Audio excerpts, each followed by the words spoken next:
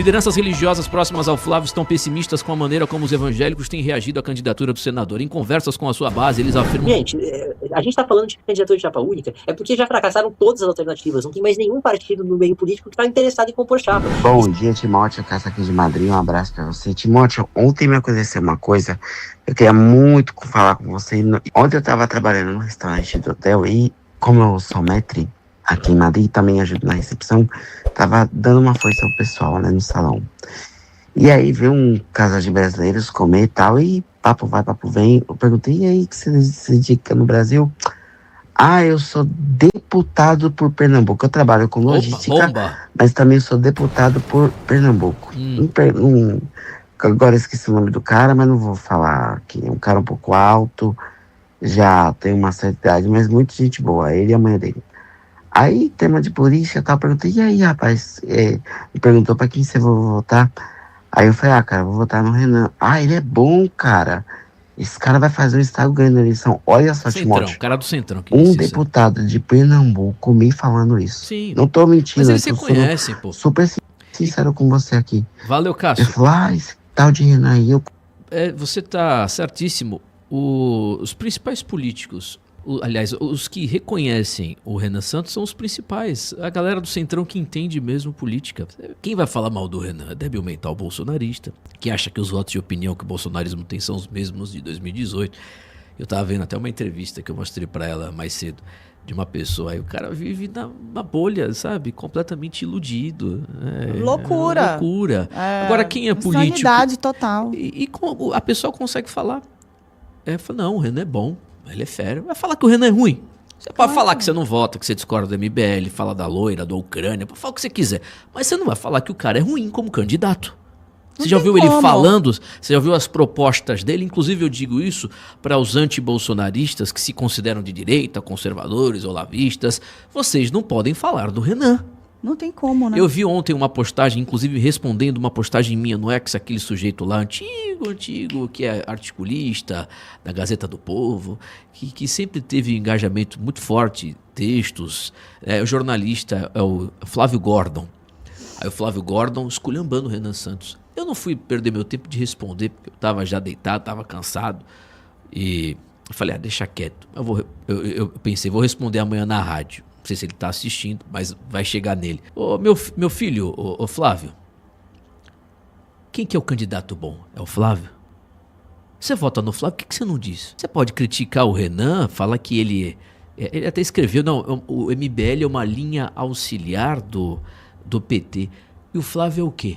O Jair Bolsonaro, que colocou um procurador-geral petista, não é a linha auxiliar do PT? Que colocou 2 ministros do STF ligados ao PT, não é a linha auxiliar do PT? É o Renan.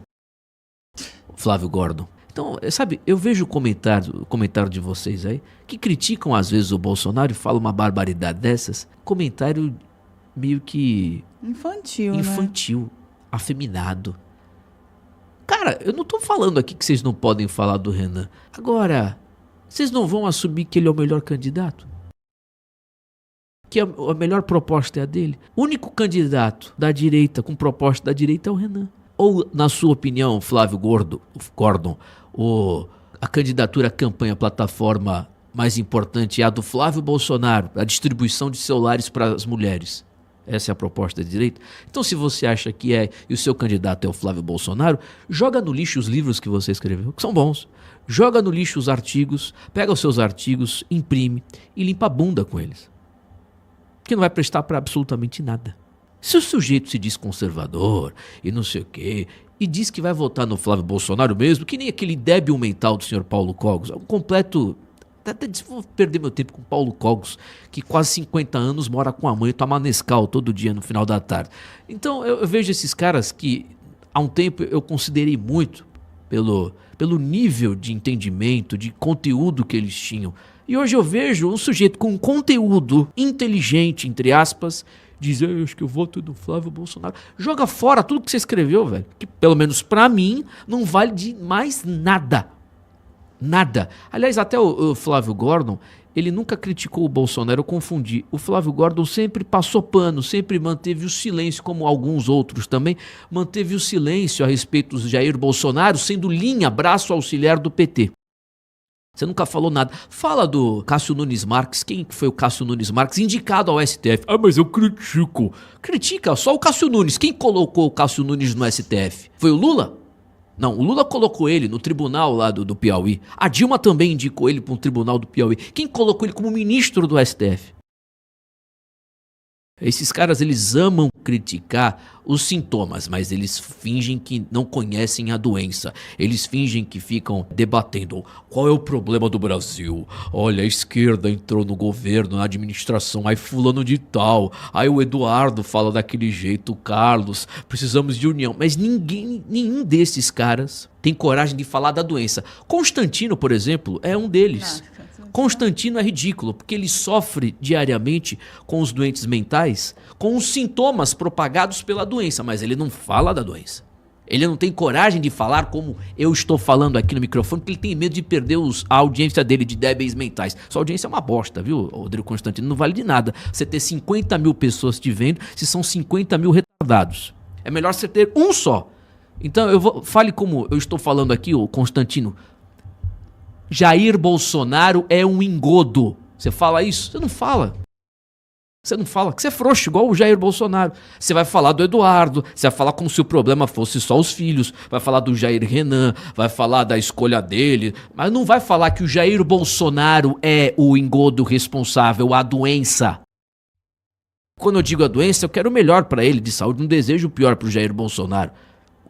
Repito o que eu disse ontem aqui no programa. Jair Bolsonaro, pelo menos muita gente vai discordar de mim agora. Não tem problema, tem todo o direito de discordar, mas o Jair Bolsonaro, na minha opinião, não cometeu crime de golpe, essas coisas todas. É um injustiçado, tá preso injustamente. O Moraes é um sacana, é um juiz sacana que pratica atos inconstitucionais, persecutórios. Eu digo, mas o Jair Bolsonaro deu força, poder, munição para Alexandre de Moraes desde a época que era presidente. Só que você não fala isso, vocês não falam, vocês têm medo, aí vocês ficam naquela passada de pano eterna. Vocês não conseguem sair dessa espiral do silêncio que o Olavo já falava. Hoje a direita, tem muita gente de direita, a direita tem uma espiral do silêncio de estimação. Vocês aí, vários, que eu não vou ficar citando o nome, cito os principais, só que são vários que eu conheço até pessoalmente, que tem de falar da doença Jair Bolsonaro. Eu não tô falando de candidato, tô falando de articulista, de comentarista, de gente que não está na política eleitoral. Só no conteúdo. Vocês têm medinho de falar. Vocês ficam achando, é minha audiência, eu tenho 100 mil pessoas. Eu não tô falando da casta mais analfabeta, que é Lisboa, Bárbara, essas pessoas não são inteligentes, eu nem considero de direita, são simplesmente oportunistas. Agora eu tô considerando uma parte mais inteligente, que fica até hoje lá, só fazendo alfinetada com medinho. Aí, mesmo alfinetada, os tontos da seita demoníaca bolsonarista vão lá e escrevem, você é traidor, e não sei o que. O Constantino é prova disso. Que ele passa pano pro Bolsonaro e toma cacete. E eu espero que tome mesmo. Que não tem coragem de falar o óbvio. O Jair é um engodo. O Jair é o responsável. Ele é o problema pela ausência de uma direita verdadeira no Brasil hoje. É Jair Bolsonaro a razão dos problemas. De não termos uma direita no país. É o principal entrave. Ele, os seus filhos, tudo. Falam do Flávio. Agora Constantino quer falar do Flávio. É corrupto, não passa. Fiz uma postagem que eu até curti semana passada. Flávio é despreparado. Tá bom, quem colocou o Flávio? Vocês não falam. Flávio surgiu, caiu de paraquedas. Quem que colocou o Flávio? Flávio foi eleito senador com voto de quem? Do pai dele, linha auxiliar do PT. Que eu votei, que dizia que ia desnazificar o Brasil. Viu, Constantino? Você não fala. Por que você não fala? Você gosta de falar do Eduardo. O Eduardo é um mala mesmo, é um lunático. Retardado, mas você não fala do pai dele. Qual o seu problema? É falta coragem de falar que o Jair é frouxo, fraco, foi linha auxiliar do PT, a principal linha auxiliar do PT do Brasil, se vendendo como direita, desnazificador, foi exatamente o oposto de tudo isso? Vocês não falam, pô. Eu não suporto esses caras mais. Não suporto. Eu silenciei lá no meu X, no meu Instagram, todos esses caras, que é tudo conversador. Tudo. Eles gostam de falar, tem um preparo gigantesco cultural pra falar sobre a história e falam Flávio Bolsonaro, não sei o quê. Tudo frouxo. Tudo fraco. Vocês não têm mais credibilidade. Repetindo aqui, pega os artigos que vocês escreveram, reportagens, comentários, pega, joga no lixo. Aí vocês vão falar do Renan. Vocês poderiam, se vocês tivessem decência, vocês falariam, o Renan tem boas propostas. Eu concordo quando ele diz pra acabar com o Bolsa Família, porque isso é óbvio, cacete. Ou então critica tecnicamente a proposta de uma forma... Porque assim, isso que você falou é o que mais me irrita. Porque eu conheço essas pessoas, eu acompanho o trabalho há algum tempo e eu sei que são pessoas qualificadas. Pessoas que estão fazendo aquilo, estão defendendo o Flávio, fingindo, por exemplo, ou melhor, nem defendendo o Flávio, mas fingindo que Jair Messias Bolsonaro é uma criancinha, né, inocente. Eles ficam fingindo que o Bolsonaro é um coitadinho, inocente, uma criança do pré-primário. Mas eu sei que eles sabem que não é. Sabe? Eles ficam calados porque, para eles, a benesse que eles têm pessoal com essa gadaiada nojenta, com essa trupe de jumentos que o acompanha, é muito melhor do que a própria retidão e coerência com as ideias que eles mesmos vendem. Tem um outro lá, jornalista, que eu, já entrevistei ele e tal, não vou dizer quem, que é uma pessoa, me parece uma pessoa muito boa, sabe, de boa índole. Ele tá trabalhando lá no Gazeta do Povo. Jornalista. Pô, agora fica com o negócio de defender o Flávio. Ah, vai ao inferno, velho. Eu fico revoltado porque é o indefensável. E eu tô falando aqui nem de corrupção, que é gravíssimo as questões do Flávio envolvendo corrupção. Agora, o pior é a linha auxiliar do PT. Como é que vocês ainda continuam acreditando nessa família amaldiçoada? Esses caras entregaram o Lula só é presidente graças a Jair Bolsonaro. Vocês já esqueceram? Vocês têm amnésia? Vocês já esqueceram das lives que Jair Bolsonaro fez? Falando que se tiver que votar no Lula pra ficar elegível, que vote. Já esqueceram, rapaz? Tudo que vocês falam hoje não tem mais propriedade, vocês não têm convicção de nada, vocês não podem ter. Vocês ficam legitimando em 2026 o bolsonarismo? Não tem mais, velho. Não tem o que justificar. Se fosse em 22, como eu fiz aqui, que me falavam, tem uma estratégia, acorda. Não tinha nada. E eu fui um idiota por muito tempo. Graças a Deus eu já acordei desse negócio. Não tô mais no sono profundo. Mas alguns gostam. E eu vou dizer, até que eu discordo de você, Vanessa, que eles preferem manter uma audiência. Eles nem têm audiência. O que eles ganham com essa galera de tonto? Que eles ganham o quê? Essas pessoas não ouvem um comentário que você faz. Eu dou graças a Deus, glória a Jesus Cristo, que é a Rádio Brado. Hoje eu tenho pessoas que são capacitadas, que ouvem o que eu falo, que criticam, eu gosto. Ah, Timóteo, eu discordo de você. Porque são pessoas preparadas, com mínima capacidade cognitiva. O povo que ouve esses caras aí, a Rádio Ouro Verde, eles não ouvem nada, são analfabetos funcionais. Eles ficam lá de 7 da manhã às 11 horas, tudo que eles ouvem, o cérebro já é programado só pra ouvir a palavra Bolsonaro e Vitória, tic-tac. Eles só ouvem isso. Eles não têm senso crítico, capacidade cognitiva mínima, são burros. Eu não quero audiência de burro no meu programa. Se você é burro, chispa daqui, velho. Tem um comentarista, Timóteo, que ele já fez alguns comentários aqui na Brado e ele tá na Revista Oeste. Gente, eu gosto muito dele, ele é muito inteligente, tem comentários excelentes. Mas o nível do comentário dele na Revista Oeste é baixíssimo. Baixíssimo. Nem parece que é a mesma pessoa que comentava aqui. Sabe? Tudo tem um lado bolsonarista, um lado aqui ele tinha um senso crítico excelente. Aí você vê... Tá na Oeste? Eu não vou falar porque a câmera tá em mim tá aqui. Na Oeste, tu comentava aqui. É. Não tô entendendo, não sei o que é, não. Manda no meu zap aí. Peraí.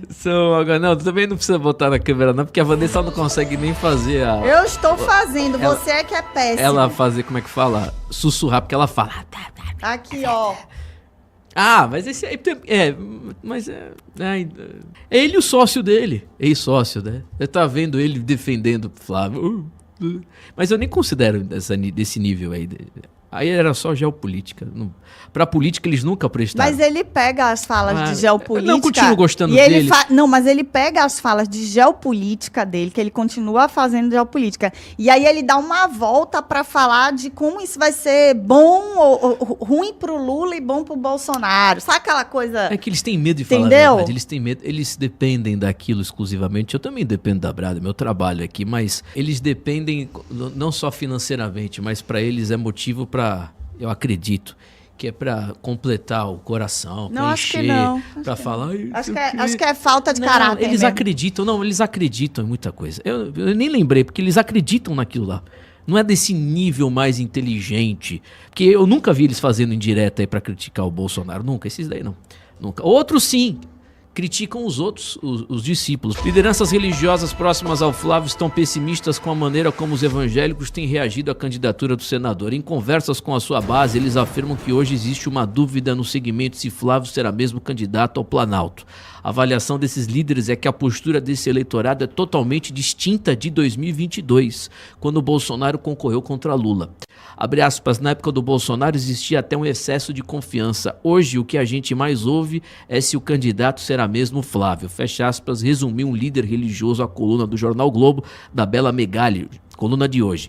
A pesquisa Quest deste mês mostrou que Flávio segue à frente de Lula na intenção do voto do eleitorado evangélico. A diferença, só que, entretanto, porém, todavia, a diferença que era de 37 pontos em maio, agora é de 22 pontos. Se bem que essa dúvida da liderança evangélica, essa insegurança em relação ao Flávio, não fica só entre os evangélicos, entre todos os grupos políticos, entre todos os nichos de sociedade. Todos estão inseguros com a candidatura do Flávio Bolsonaro. Ninguém, eu falo em relação aos apoiadores, ninguém acredita nesse cara e ninguém não, mas uma grande parte do povo não acha que Flávio vai manter a sua candidatura, Vanessa Bete Moreira. Dabrado aí, ele não mantém a candidatura. Eu aposto que não mantém. Até sábado a gente vai ter essa notícia. Faltam só 2 dias para a gente ter essa certeza, mas eu acredito que Flávio não manterá a candidatura. Não faz sentido o Flávio manter a candidatura. Assim, para ele mesmo, assim, se ele mantiver essa candidatura, ele é um ignorante, um burro. Ele vai acreditar, se ele manter a candidatura, é porque ele vai acreditar em algum conto da carochinha, igual o pai dele acreditava, vindo do Centrão, de que ele será blindado, de que não sei o quê, que não vai vir à tona mais isso, mais aquilo, e ele vai acreditar e vai manter a candidatura. Porque fora isso, Timóteo, tem sentido. O Flávio precisa do foro privilegiado, ele precisa continuar senador e ele tem que ir para a reeleição. Para o Senado. Essa candidatura dele a presidente da República é loucura pura. Loucura. E aí, doutor Urso? A crise sem fim do Flávio, né? Olha, quando eu vi que estava essa campanha, aliás, essa notícia, eu fui olhar a última pesquisa Atlas para a gente fazer essa comparação. Na última eleição, o Bolsonaro venceu entre os evangélicos. A diferença dele para o Lula foi de 13 pontos. Uma diferença bem substancial, né, quando a gente fala em termos eleitorais.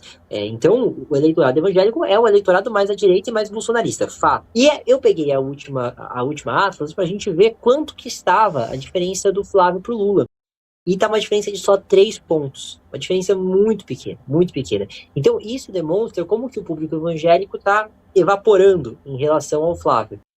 E aí, tem uma matéria que é da agência pública, e aí ela, que é um site mais evangélico, né, que é Públicos 15 anos, se chama Por que a imagem de Jair Bolsonaro com evangélicos não cola em Flávio?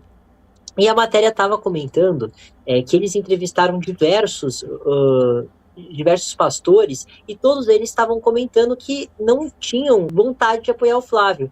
E aí ela até pegou aqui, por exemplo, vou ler um trecho da matéria. Felipe Gibran, líder da Igreja do Reino, diz: vejo nos grupos de WhatsApp vários pastores de vários lugares com visões diferentes, e todos eles falam da relação de Flávio com o Vorcaro e o Banco Master. Pegou muito mal, surgiu uma grande desconfiança. Não estou dizendo que eles vão apoiar o Lula, mas se forem votar no Flávio, vai ser pelo sentimento antipetista, que ainda é dominante, e não por gostarem do Flávio. E aí ele ainda conclui que vários pastores estão comentando que o Flávio tem festas, ele usa vape, parece que tem uma imagem que também os pastores não gostaram, que é o cigarro eletrônico. E agora, ainda mais tendo essa denúncia, esse suposto vídeo, isso faz com que os pastores entendam que ele é pouco cristão. Então, todo esse cenário, né, vai gerando um clima de desconfiança muito grande do Flávio com os evangélicos. Isso ainda se intensificou com com a disputa com a Michelle Bolsonaro. A Michelle é um grande nome no meio evangélico. Ela tem uma atratividade muito grande. As mulheres evangélicas protestantes se espelham nela. Então, todo esse cenário faz com que ele vá perdendo o eleitorado. E, gente, eu reitero, isso é muito caótico, porque o básico de uma campanha eleitoral é você ter o seu público, e aí você partir e tentar avançar para outros públicos. Vamos pegar a campanha do Lula, que é bem sucedida nesse sentido. Quem é o público do Lula? Todo mundo sabe. São as famílias mais pobres, o Nordeste, principalmente é o pessoal que não é das capitais. E, nesse sentido, já está totalmente unificado com o PT. Vocês veem alguma matéria? Nordeste ameaça votar Flávio nessa... Não existe. E agora o PT está indo para cima das outras candidaturas. Então acho que vocês vão lembrar que o Lula, ele fez um plano de subsídio do Minha Casa Minha Vida para a classe média. Ele está tentando atacar a classe média. Saiu aquela carta que o PT ia falar do aborto para tentar atrair públicos católicos e evangélicos. Então isso é uma campanha que está cumprindo seu trabalho. Já tem a sua base unificada e agora avança para outra. O sinal que o Flávio passa é de fraqueza absoluta. Ele não está conseguindo nem manter a base que foi base do seu pai. E esse cenário, como a gente vem dizendo, dado todas as denúncias, tudo que ainda vai sair, só tende a agravar. É uma candidatura que tem tudo para falir.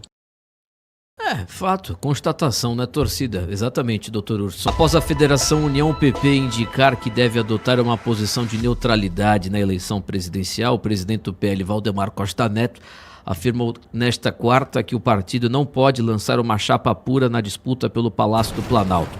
Em entrevista ao jornal O Globo, o dirigente defendeu a escolha de um vice de outra legenda, embora o cenário seja cada vez mais difícil para Flávio atrair aliados.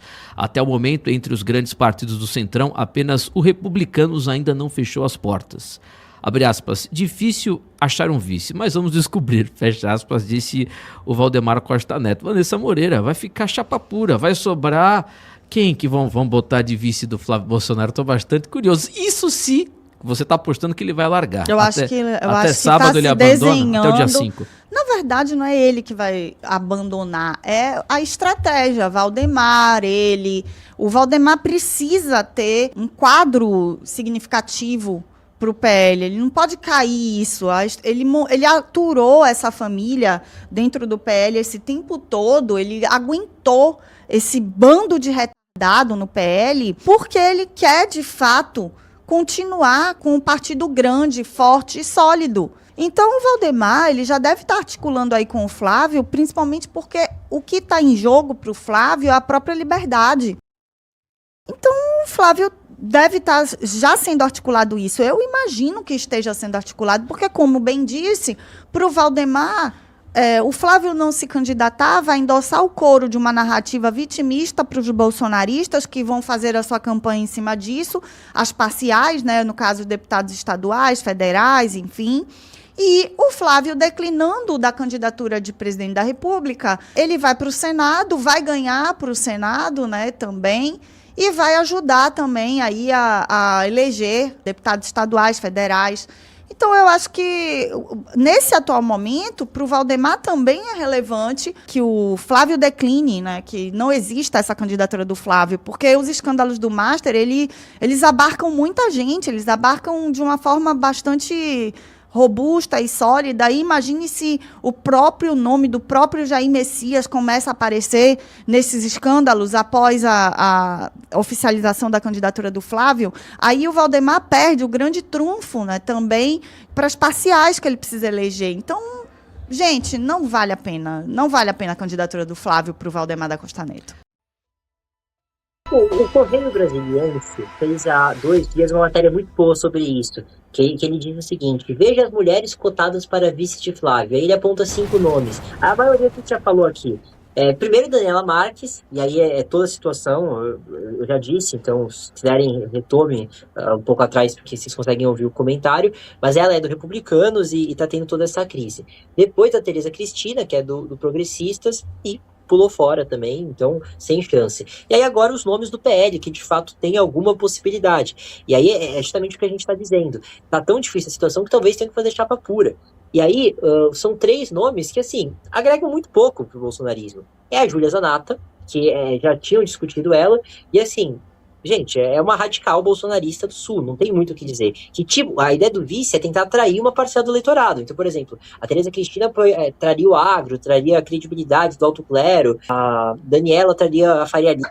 Então, como eu estava dizendo, Tereza Cristina e a Daniela, elas atraíam um eleitorado diferente. Então, justamente, a Daniela atraiu o mercado financeiro e a Tereza traria o agro e uma parcela do alto clero.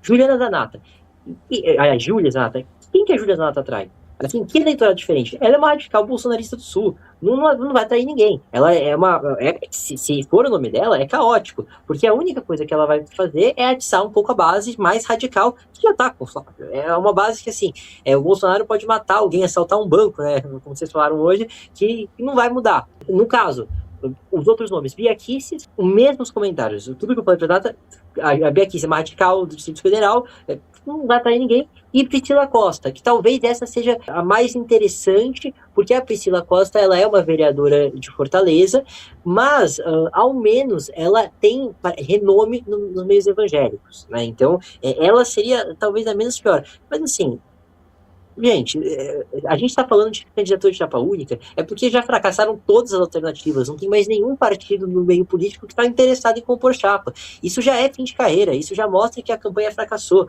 Uma campanha que não conseguir o mínimo de coesão, o mínimo de articulação para tentar outros partidos, é uma campanha fadada a naufragar. Eu acho que, se forem manter, provavelmente vão colocar ou a Priscila Costa ou a Bia Kicis, porque a Zanata ela já tinha sido cotada e não tinha pego bem pro partido.